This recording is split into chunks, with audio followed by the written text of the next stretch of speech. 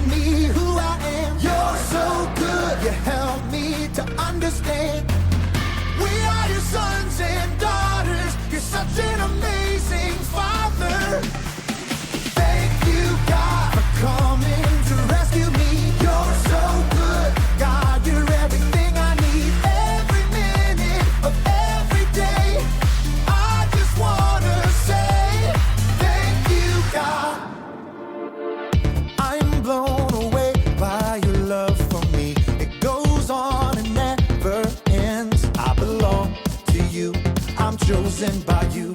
Forever, I'm your friend. You'll always be right here with me. I'm so thankful for your love. No matter what I do, I know this is true.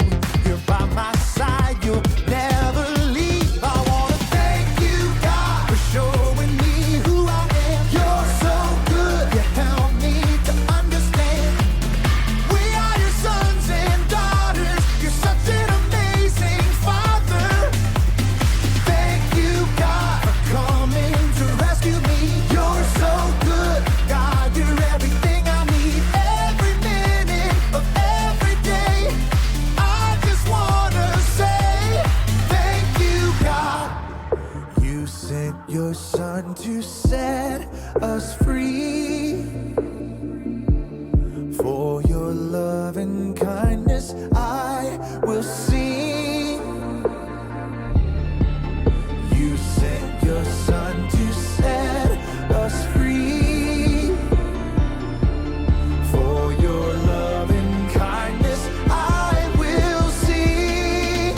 I wanna thank you, God, for showing me who I am. You're so good, you help me to understand.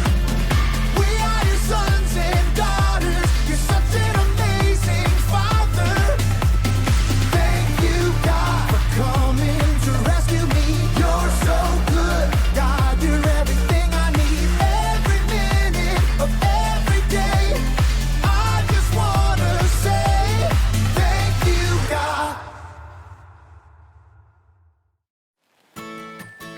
It's good. Thank you. No problem. Welcome to Story Lab. This week, we're talking about humility, while we take a look at an amazing letter written from prison.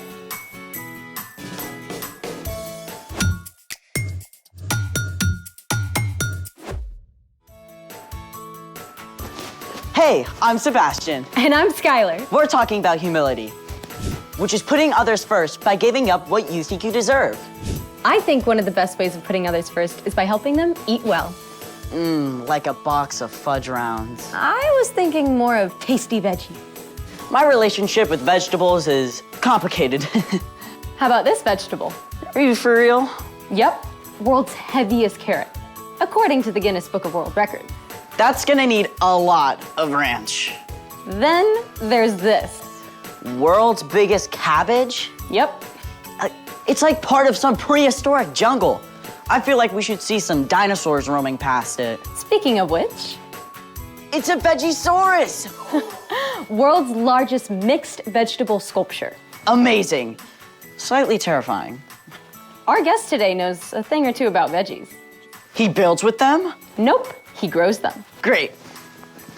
I'm ready. Hi, Phil. We're so excited to talk with you. Hi guys, hey, it's good to be here. Can you tell us a little bit about what you do? Sure, I run Cherith Farms, which is a small market garden that supplies an average of 40 baskets a week, all 4 seasons of the year to our 65 families. Wow. What's your farm like? Well, it's a very intense little farm. It's a 1/4 acre if you do the math of how much we actually grow on. But we grow all major food groups. That's what makes a market garden a market garden. It has a variety of crops, a great diversity of crops, and we grow them all. Everything from broccoli and cabbage and beets and carrots and lettuce and kale and bok choy, onions and garlic, and a lot more. So, any watermelons? No watermelons. The watermelons would cover this entire garden. So you have a special plan of what you plant? Absolutely. I can tell you what I'm planting next year and where I'm going to plant it. We rotate our crops every year into a new space. And so ideally, the same crop isn't planted for almost 8 years if I'm managing the garden well. Wow, that's a long time. Okay, it's easier on the soil and allows the garden to produce very well. A good garden is always giving back to the environment. So it's like you have to get to know your dirt. Yes, and that's where it really gets fun, because in the creation story of Genesis, God tells the earth to bring forth vegetation. I'm always amazed at how the ground can adapt and respond to good care and love with such energy and life, like this. So farming is really a lot of hard work, right? I do work hard, but everyone works hard. I get to choose the times when I work hard. All the vegetables you provide are such an amazing way to serve the community. Well, I'm glad I can do my part. But really, I'm only one gardener. In fact, that's how I sign my emails to my updates of my customers. One of you gardeners. How's that? Well, I love it when people come to my farm to pick up their produce for the week, and they can see where it all comes from, and they can see the person who's actually involved. But in reality, most of our food comes from people that are laboring, whose names we don't know, whose stories we'll never hear, and they have to work under tough conditions. Wow, I never thought about that. Those people are out there in the dirt, they're working in the cold, they're working in the heat, they're working when it's raining, they're working with the frost on their hands, maybe their gloves aren't working that day, but they don't get to pick the days they get to choose. I feel like I should go find a gardener and thank them right now. Well, that's a great way to think about it. No matter what we grow up to be, there's always someone out there working in all kinds of weather conditions and living conditions to provide food for our families. I am so going to look at my food differently. I hope so.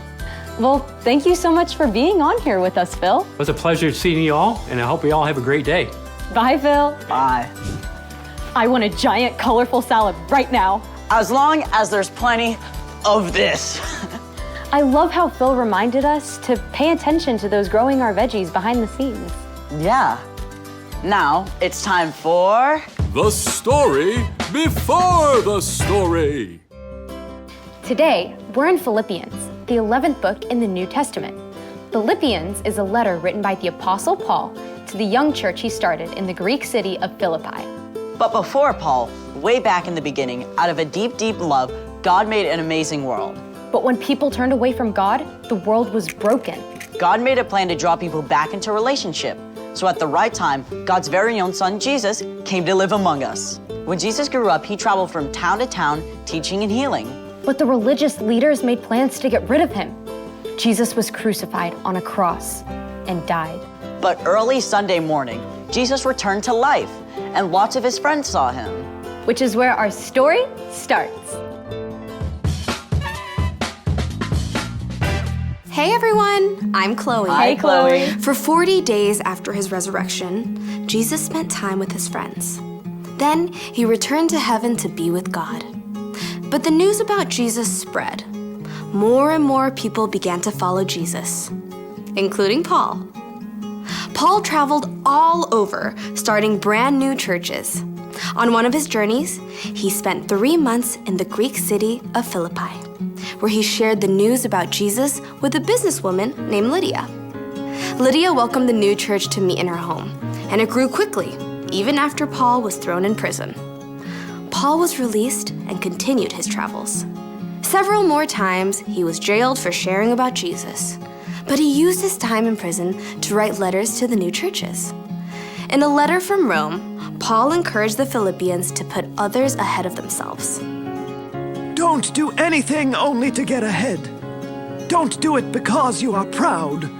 Instead, be humble. Value others more than yourselves. None of you should look out for just your own good.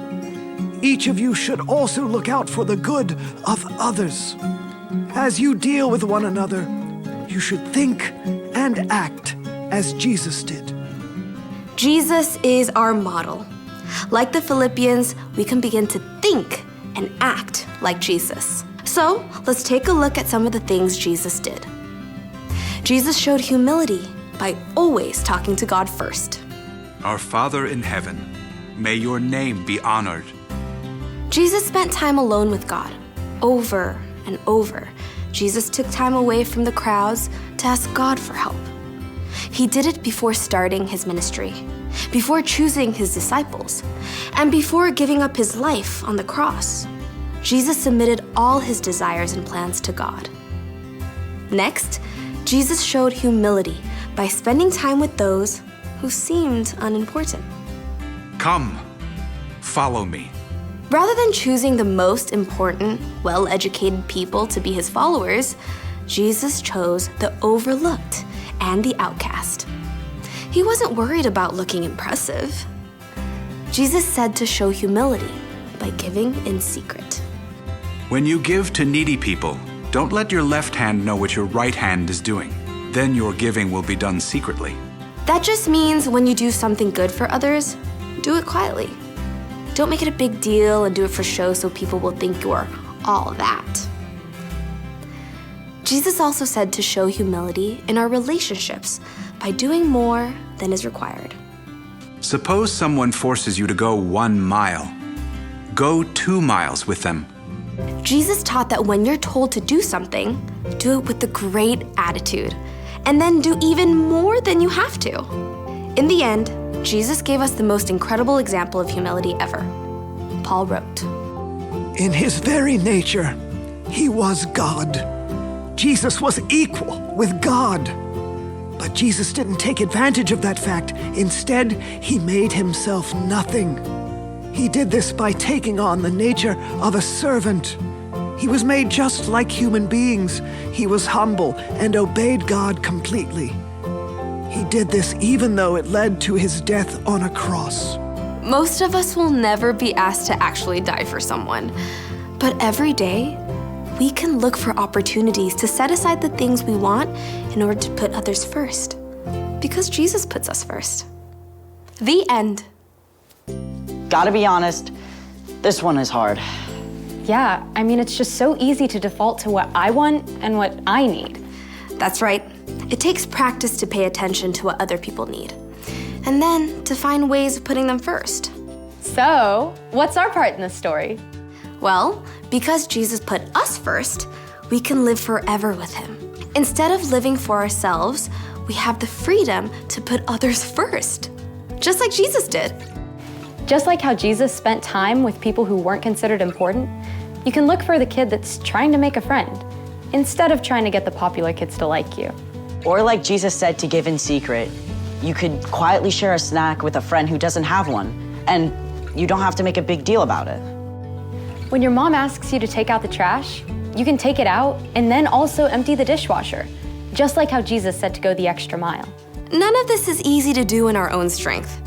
That's why it's so important to do something else Jesus did. Pray. Exactly.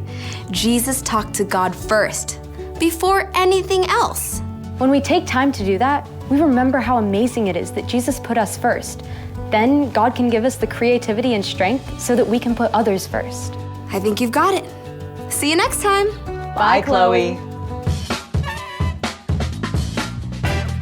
So here's the thing. Put others first because Jesus put you first. Hey, let's go. Where are we going? We are gonna go help Farmer Phil. Okay. Thanks for joining us in the Story Lab. We'll see you Next time. Let's go.